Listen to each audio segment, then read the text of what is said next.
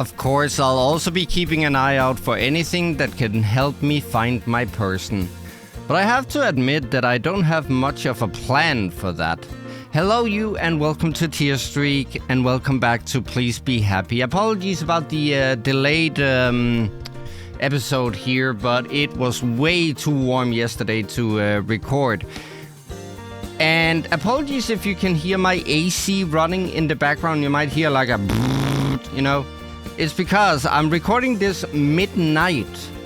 So the sun has been down for hours and it's still 32 degrees in here. So it is diabolically warm. So I have to have my AC on in order to do this recording. But again, apologies about the delay in upload. Usually when I go to a new country or city, I'll try to find someone who might know them or who recognizes my scroll. I usually prefer asking other fabled. They're easier to deal with than humans. It's not a very efficient plan, if I am to be honest. I'd have to get really lucky for it to work, but I haven't come up with any better ideas. Now that Aspen and Juliet have offered to help, maybe they'll be able to think of something new. For now, I'm just killing time. I'll take it slow, passing through the city and even pop into some stores along the way. One is full of musical instruments, while right next door is a store selling kitchen utensils. Across the street there's another place with racks full of used clothing. I step into each store and pace around the aisles, just browsing. Usually I'd never come into these kinds of shops, even though they have some expensive stuff. It's all bulky and hard to carry. Plus, I've learned the hard way that some pawn shops and buyers are good at guessing when something's stolen. Now that I'm paying more attention to what's for sale, I realize that I don't even know what a lot of this stuff does. In the kitchen store, there's normal pots and pans and dishes, which makes sense, but there's also a bunch of different gadgets with all kinds of shapes and sizes. I can't even guess what you'd use some of them for. At the music store, I recognize a few instruments like guitars and pianos and drums. There's also a bunch that I've seen before but don't know the names of. Mostly the kinds you play with your mouth. Then there are some that I've never seen and can't even be sure are actual instruments and not some other kind of device. I seem to be the only one having this problem. In both stores, the other customers I've seen all walk around like they know what they're doing or at least are looking for something in particular. I try to listen in on a conversation that someone's having with a salesperson, but it's just like listening to Aspen and Juliet talk. I don't recognize half the words. In the end, I don't spend long in either store. This is already harder than I thought. Nearby, there's a clock outside one of the stores and it informs me that it's only been an hour or so since I left the library. There's still a long time before Juliet will be up. Guess I'll keep looking around. Although I'm not expecting much, I continue to browse through most of the shops I pass just for something to do. I think about going by the bell house and saying hello to Aspen, but when I get there, there's a line out the door and around the building. Peeking through the window, I don't even see her. Instead, someone else is taking orders at the counter. I don't feel like waiting, so I keep walking instead. I end up walking for as long as I can stand it, past the skyport and beach, past Mount Victoria, back towards town yet again. When it eventually gets too boring for me, I head back to the library. It's much busier now than when I left it. There's a pile of books on the desk that people have brought back, and then the checkout sheet is half full. Some of the chairs are occupied, and at least a dozen people are browsing the shelves. None of them pay me any mind, even when I grab a snack from the kitchen and then head up to my room. In there, I do the only thing there is to do. Flop onto my bed and look up at the ceiling. Don't get me wrong, I'm glad to have a bed to do that in, but it doesn't help much right now. So I can be bored outside or bored inside? In my normal life, I'm usually too busy to be bored. Having time to rest and relax can be a luxury. Now, I've got more time than I know what to do with. I hadn't even realized this would be a problem. Guess all I can do is wait for Juliet. Hopefully, she'll have some ideas. I get the feeling she could give advice on anything. May as well get comfy. Yawning, I get under the covers and then transform into a fox. With the soft pillow under my head and the cozy blanket above me, it's a lot like being in a very comfortable den. And after all the walking I did, a nap does sound pretty nice. Oh, I love naps. If I'm lucky, I won't wake up until Juliet does. Wrapping my tail around my face, I close my eyes and eventually drift off to sleep. It's almost dark out when I finally open my eyes. Just like this morning, it takes a second for me to remember where I am. I burrow my way out of the blankets and then retake my human form, rubbing the sleepiness from my eyes. That nap worked better than I expected. Hopefully Juliet will be awake by now. If she isn't, I don't know what I'll do. There's no way I'm falling back asleep anytime soon. Unlike this morning, when I pass by Juliet's office, there's no light from under the door. I do catch the sound of something going on in the kitchen, so I make my way downstairs. In the kitchen, I'm treated to quite a sight. Good evening, Miho. I'll be with you in just a moment. It's not just Juliet in the kitchen, but 3 bats as well.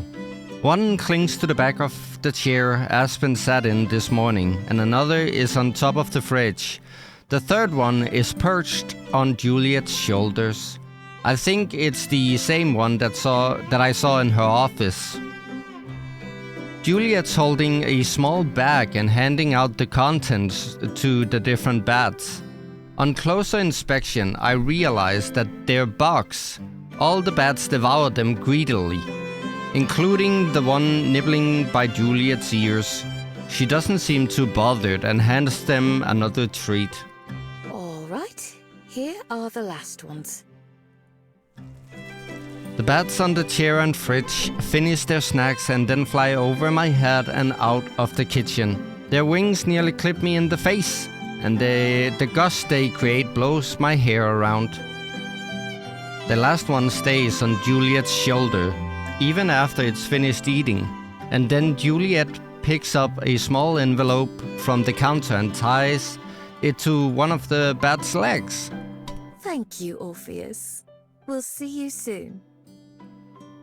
Launching itself off of Juliet's shoulders, Orpheus takes flight and exits through one of the library windows. Even though he was much bigger than the other bats, it doesn't look like Juliet was fazed by being used as a launch pad. My apologies, Miho. You caught me just at dinner time for the bats. It's okay. I just woke up. Oh? I take it you had a busy day then? Well, not really. Just walked around for a while and then took a nap because didn't know what else to do. I see. I'm sorry to have left you on your own all day. I should have made sure you were taken care of before I went to sleep. She sure does apologize a lot. Is that what it means to be polite? It makes me kind of uncomfortable. It's not like she did anything wrong. What are some of your hobbies? There are all manner of things tucked away in this room. All that throughout the library. Hobbies? I don't think I know that word. Something you do for fun, just because you enjoy it. Oh! I don't really have anything like that. Although she raises her eyebrows, Juliet just nods. I'm guessing that wasn't an answer she was expecting. I think I understand. Well, Perhaps that should be our first order of business. I believe you'd find your life much enriched with something amusing to do. Okay. Like what? She ponders for a moment, tapping the countertop beside her. Sorry, I couldn't read that there for a second. It could be anything. A sport, an art, or even something like watching television. Whatever brings you joy. Pretty sure I've never tried any of those. I'm much into gardening myself. I can recommend that. Then, it seems we have plenty of options to start with. I know you've done a lot of walking today already, but I need to go into town to run some errands. Would you be interested in accompanying me? Maybe we'll see something along the way that strikes your fancy. Sure. Fine by me. Not like I've got anything better to do. With a smile, Juliet gathers up some more papers and envelopes from the table and tucks them under her arm. Let's be off then. Leaving the library unlocked, we set off down the familiar path. Juliet maintains a brisk pace, but isn't too fast. It's like a lot more than going slow. So, Miho, I like how this are a you lot more than enjoying going Wellington slow, sorry. itself so far? I like it. It's not too big and it's not too small. Like that there's the ocean and mountains close by.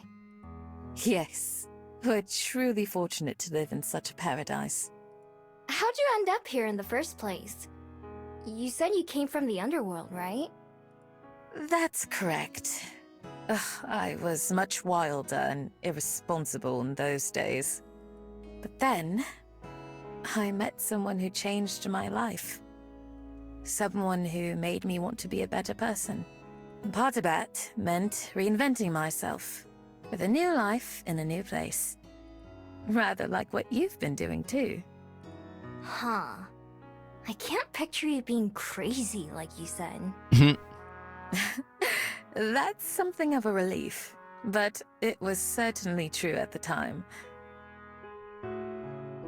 Sometimes, it does feel as if I was an entirely different person back then. It can be difficult to reconcile who we were with who we are, or want to be. That's true. Doesn't seem like you had too much trouble with it. I wouldn't say that. For one, this was very long ago. And even now, I continue to change. Everyone does. Perhaps in a few hundred years, I'll look back on these days, and they'll also seem like someone else's life. Maybe. Not that I think Juliet is lying, but it seems to me like she's just being modest. I may not have known her for long, but if anything, she seems a little too perfect. It isn't too late in the evening yet, so there are plenty of other people out and about too. Occasionally, someone will recognize and greet Juliet, and she always gives them a friendly greeting in return. After walking in silence for a couple of minutes, I clear my throat. I've got a question. What is it? Do you always walk places? As opposed to? Flying. Can't you turn into a bat? Oh, yes. I suppose I can. I do so only sparingly, though. I find that I appreciate life more as a human than as a bat. Why? That's weird. Like being a fox a lot more. Being a human just feels clumsy. Your arms and legs are way too long and get in the way all the time. I suppose that's true. It can be quite awkward at times. Or even embarrassing. Yeah, exactly! I've never been embarrassed as a fox. I understand. There are certainly downsides. I believe the good makes up for the bad, though. Some things are only possible as a human, or fabled. Like what? I can't think of any, other than talking like this. Like writing, for one thing, as our dear friend Aspen would surely mention. Or perhaps like dancing. Have you ever danced, Miho? Nope, never. I don't get why people do it either. Don't tell me you like dancing. Is that your hobby? I must confess that I do enjoy it. At times, that is. I wouldn't call it a hobby. But with the right person, at the right moment, it can be quite nice. If you say so. I find myself saying that a lot lately. Shaking and flopping your body around to music. It's not for me. I don't even know how they come up with this stuff. But I'm trying to remember to be polite. So I keep that part to myself. So, on that note, I should have asked this earlier. Are there any hobbies that you have as a fox? I never thought about it that way. Now that you mention it, almost everything is better as a fox. The sun feels nicer on my fur than it does on my skin. Flowers smell better and more interesting when I sniff them. It's more vivid. I remember Aspen using that word and explaining what it means. I bet she'd be proud if she heard me use it. You do make it sound lovely. But are those things you do for fun? Well... I almost say yes right away, but then I think about it for a second. I do love those things I mentioned, but maybe they don't fit what Juliet is asking. I guess not.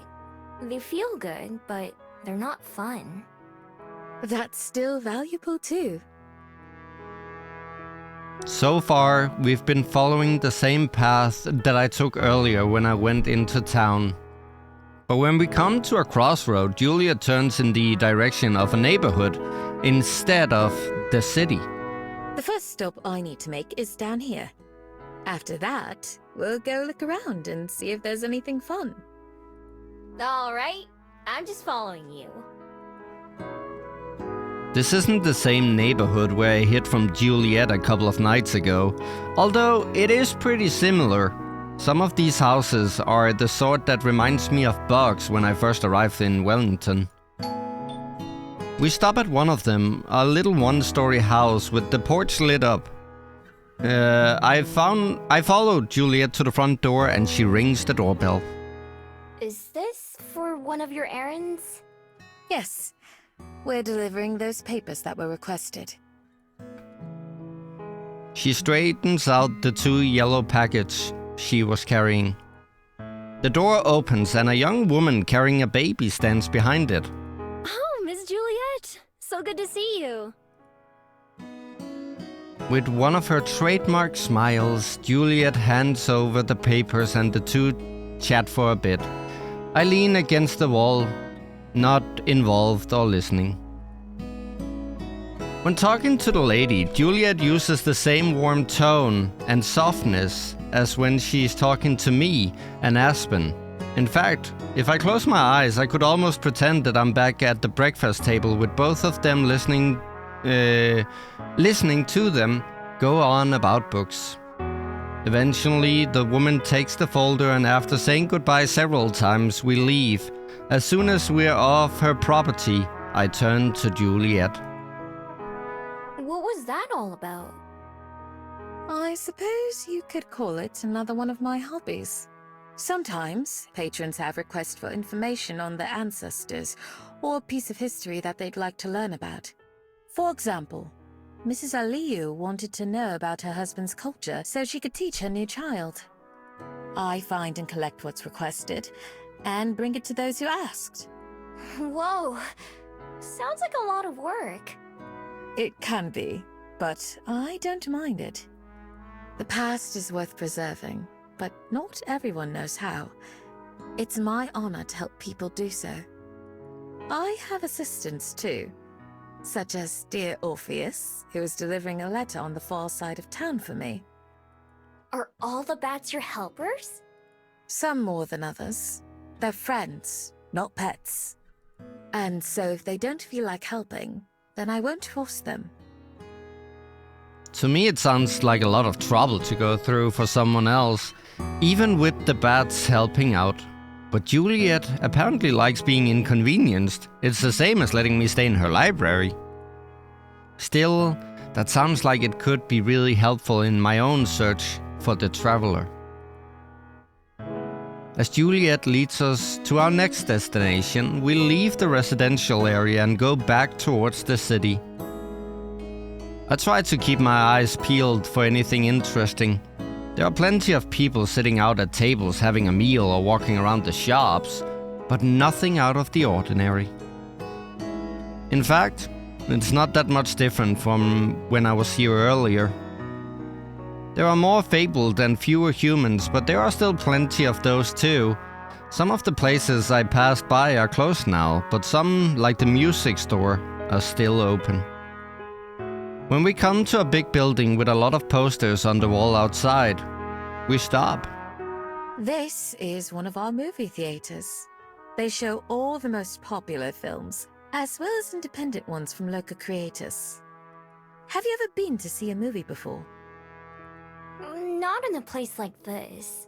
I know what movies are, but I don't think I've ever watched one. You should try it sometime. Maybe you'll find you like them. Movies can make you feel all kinds of different things. Happy, sad, scared, or just amused. Some are good for making you think, and some are good because you don't have to think about anything and can just relax.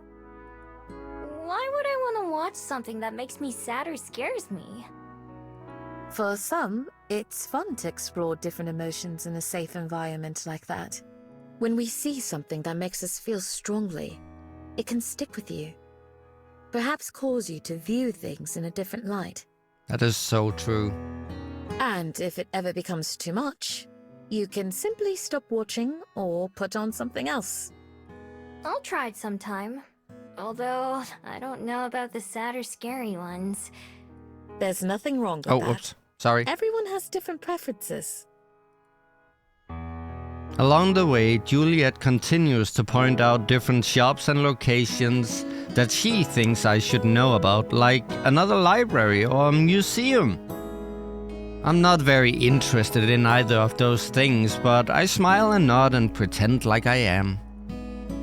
After a while, we leave the city behind and reach the waterfront, just like I usually do. The ocean looks much different at night, with the starlight and moonlight reflecting off the water. Far out at sea, there are a few lights that must come from boats, and sometimes light in the sky from passing airships.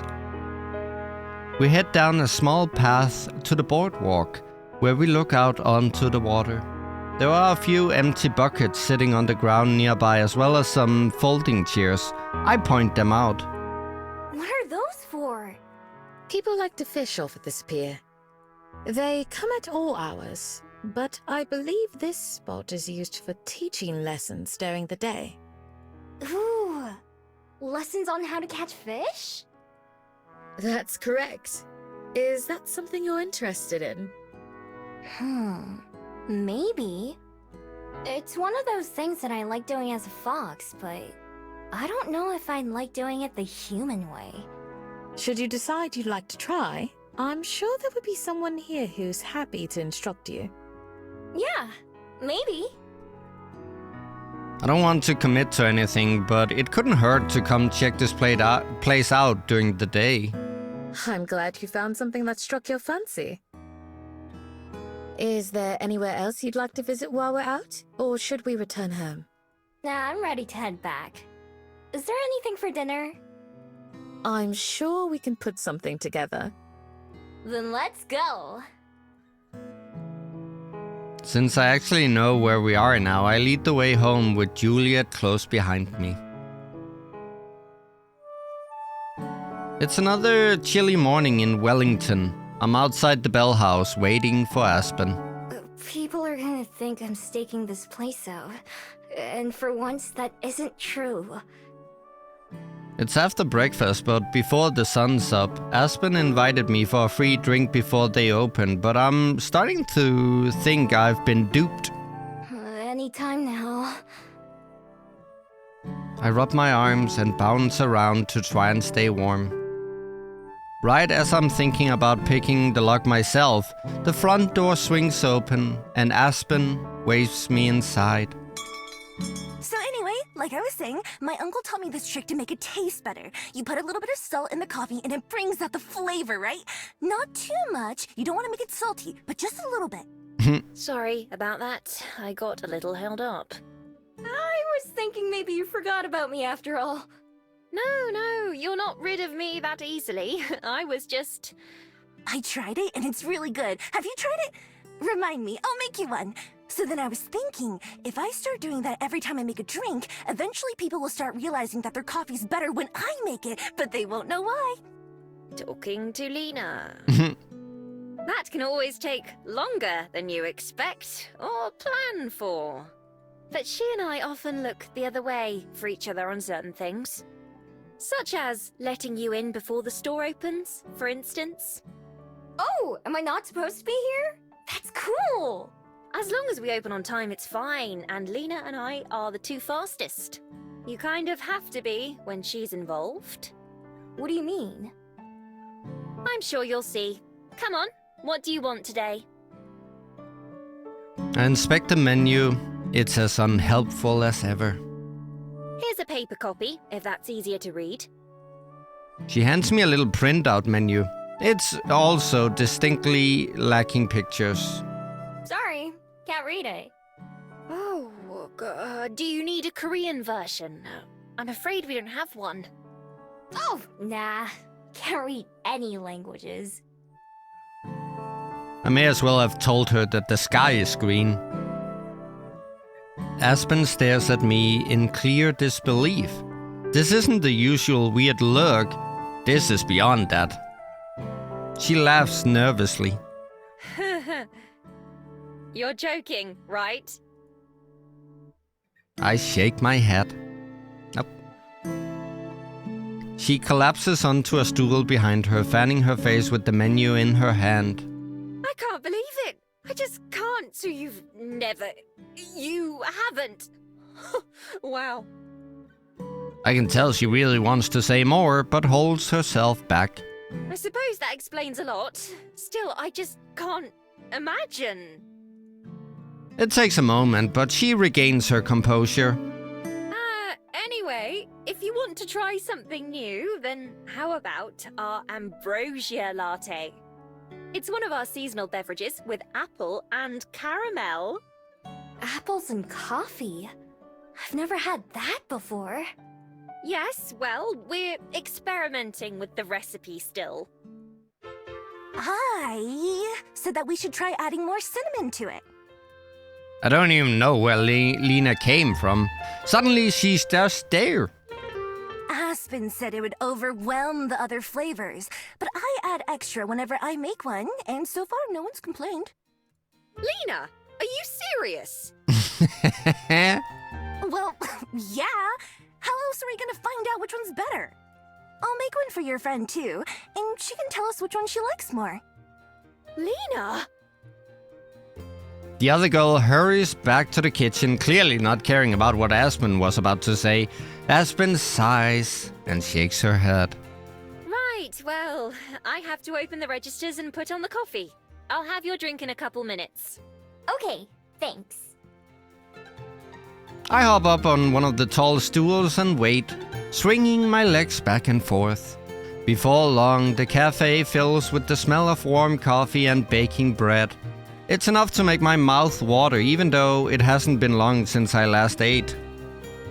Aspen roams between the kitchen and the front area, always looking very busy. She checks and inspects what seems like every drawer and cabinet in the place while getting ready. Lena's busy too, mopping and setting up chairs. At some point, she put earphones in, and her music is loud enough for me to hear it from across the building. After a while, Aspen returns to my table along with a steaming paper cup. Here you go. 1 ambrosia latte. I pop the lid off so I can take a peek at the drink itself.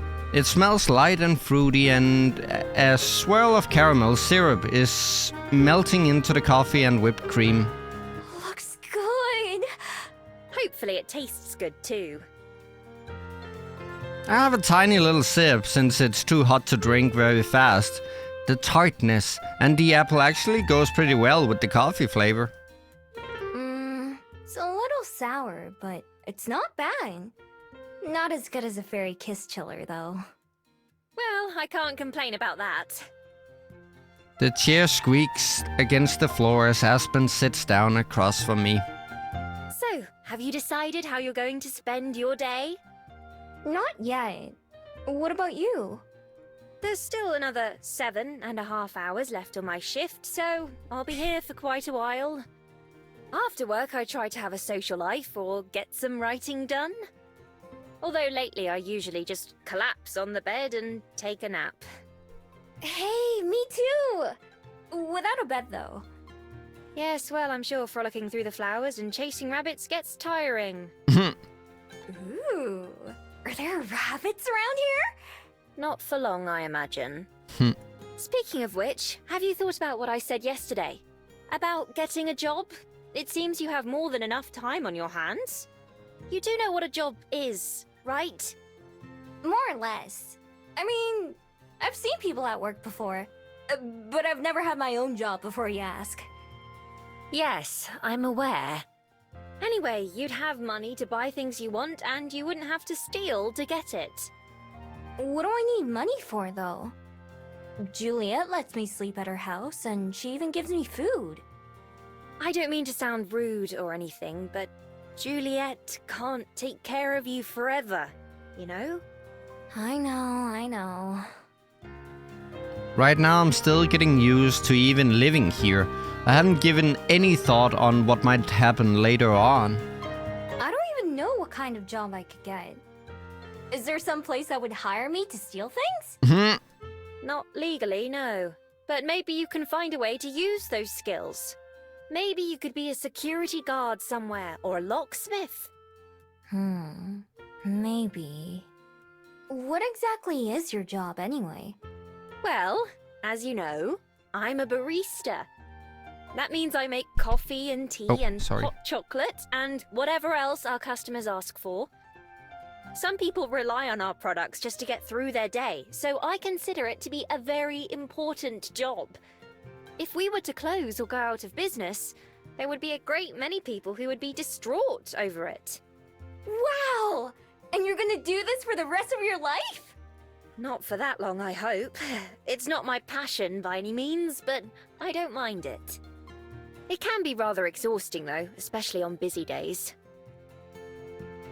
I can't say she's selling me on this whole job idea. What is your passion? It's this. Like she was waiting for me to ask, Aspen dramatically pulls out a small notebook and puts it on the table. It's the one that I see her writing in all the time. I lean forward to look at it closely. It's not very big, about the size of my hand, and it's mostly purple in color. There's an intricate gold pattern around the border. It definitely looks fancy. I could probably get a lot of money for this at the right store. She's still in her stealing mentality. Writing notebook. One of them, at least. My passion is writing, bringing stories and characters to life, making people feel what I feel. There's nothing quite like it. So challenging, yet rewarding. It's both my favorite activity and also the most frustrating one. This notebook is full of story ideas, lines that I come up with, or other interesting details. One of the best parts of working here at the Bell House is that I get to meet so many interesting and inspiring people. For example, when you first came in, I wrote a brief note about you. I never imagined that just a few days later we'd be having this conversation. Trust me, I didn't either. What did you write about me? For some reason, Aspen's face get a little red. I don't remember. Just that I wrote something. It's in another notebook, not this one. My dream is that someday I'll be able to make a living from my writing. In fact, when I moved to Wellington a couple of years ago, that was supposed to be the first step. It's been taking longer than I'd like so far. Every morning when I wake up, I tell myself that I'm not going to sleep that night until I finish at least a chapter. But then by the time I'm done with work, all I want to do is pass out. Of course, that just puts me further and further behind. I've really only myself to blame, I suppose, but life doesn't make it easy for me. Sighing, Aspen puts her notebook away once more, while I sip my drink. Saying it like that, I can't fault you for not wanting to get a job. I'm only here because I need some way to pay the bills. That's just the life of a starving artist for you. Did someone say job? Are you getting a job here? Is this an interview? From out of nowhere, Lena appears with a cup in her hands. No, Miho's just a friend. And were you eavesdropping on us? It's not eavesdropping if you're in public. You should learn to talk quieter if you don't want people to hear you. Like me. Tell me you're joking. About what? Before Aspen can even answer, Lena turns to face me instead. Anyway, that's too bad. We could definitely use the help. Hey, why not apply here if you're looking for work? I bet Aspen would put in a good word for you, right? I could do it too. It'd kind of be lying, I guess, since I don't know you that well, but you seem like an alright person. I mean, if Aspen trusts you, you have to be okay, I think. I can go get you an application right now if you want. I printed out a whole stack of them yesterday. Actually, it's the second stack, because the first one jammed up the printer and... Lena, I am begging you to please be normal. What? Tell me why it's a bad idea. Do you not think... What's your name again?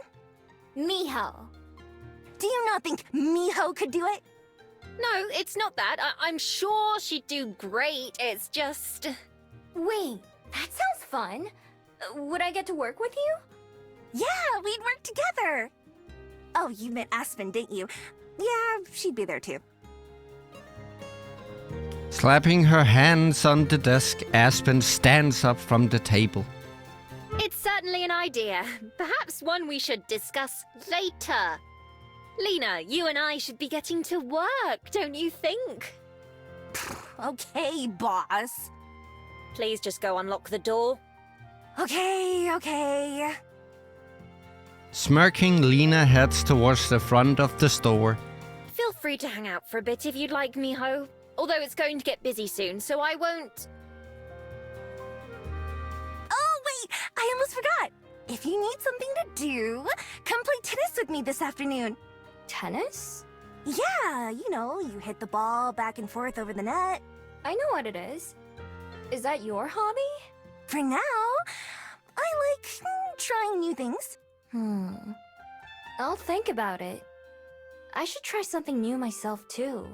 I wasn't asking. Oh, well. Anyway, you said it yourself. You're totally coming. So, I'll see you there. Okay. I can't help but feel I've been roped into something here. But it's true that I should at least give it a shot. Maybe it'll turn out like... Wow, reading. Maybe I'll turn out to like it more than I expect. Cool. Lena starts to leave again, but then suddenly jumps back around to face me yet once more. Oh, right. There's one more thing. How many more things does she have? I can practically feel Aspen's exasperation as Lena runs back and slams the cup she was carrying onto the table in front of me. Try this. Tell me which one you like more. The one I made or the one Aspen made. Okay. With an unnecessarily loud sigh, Aspen goes and unlocks the front door herself. I'm over halfway done with Aspen's drink, but I take another gulp paying attention to the mix of flavors. Then I do the same to Lena's. Lena watches eagerly, fist clenched in excitement. So, what you think? Come on, be honest. I can't taste a single difference. They're both good. Sure, but which one's better? Taking another sip of each, I try to detect anything that's different between them. But I can't. Fortunately, Aspen saves me. She looms behind Lena like a phantom. Lena, don't you think maybe you should go check the croissants? Nah, I already looked at them earlier. A couple of them were kind of squished, but I tried to massage them back into shape. Don't worry. For once, Lena's the one cut off as Aspen jerks on her apron string and she flaps her wings to maintain her balance. So based on her design, maybe an owl? Why don't you go check on them again? Or maybe the muffins, if you haven't yet. Fine. We all know Miho just didn't want to hurt your feelings anyway. Aspen releases her and Lena walks off to the back of the cafe like an embarrassed cat, pretending it was her idea all along. After she disappears into the kitchen, Aspen sighs yet again. I'm sorry about that. It's fine. She seems nice. That is certainly one way you could describe her. What I was trying to say earlier is that you can stay here if you want, but I won't be able to chat. Our first customers will be here any minute now. That's okay. I'll probably go back to the library once I finish my drinks. All right, I'll see you later then. And don't feel obligated to finish both if you don't want to. I'm gonna try. Bye! Like Lena, Aspen also retreats behind the counter and starts filling the display case with pastries. I wonder if any of them are the croissants Lena was talking about. Sure enough, it isn't long before the first customer starts to show up. Aspen takes their orders with that fake nice voice that she used when we first met. Already, I've gotten more used to hearing her regular speaking voice instead. It's interesting to know that even normal humans like her still pretend to be other people sometimes. I wonder why she feels like she has to do that. So far, she's one of the nicest humans I've ever met. After I finish up my first coffee, I toss the cup away, but hold on to the second. I'll drink it later or something. Aspen waves as I leave the bell house and start making my way back to the library. I've had my fill of wandering around for at least a few days. If I'm going to be bored, I may as well do it while I'm comfy.